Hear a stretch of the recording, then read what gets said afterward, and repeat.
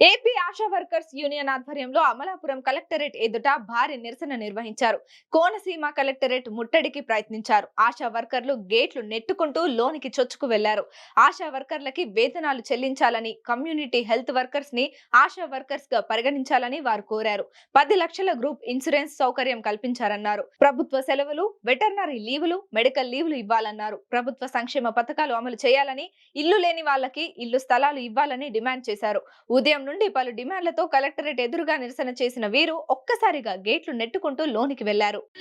వ్యవసాయ కార్మిక సంఘం నుండి వెంకటేశ్వరరావు గారు మాట్లాడింది అని అటు ఇటు వెళ్ళకండి. వచ్చాం, రోడ్డు మీద వచ్చాం కాబట్టి అన్ని తెగించే కదా వచ్చాము.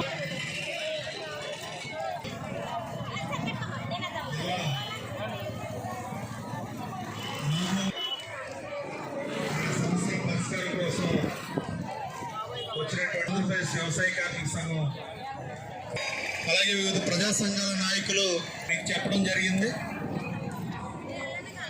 ప్రధానంగా గత ప్రభుత్వం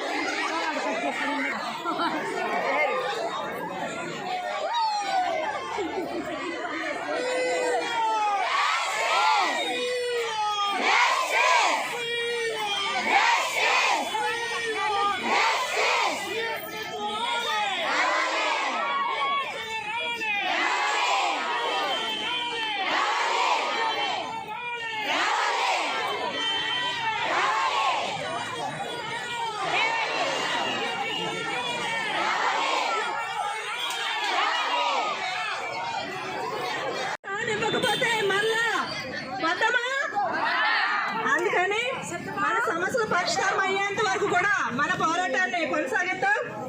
రేపు ఏం చెప్తారో చూద్దాం.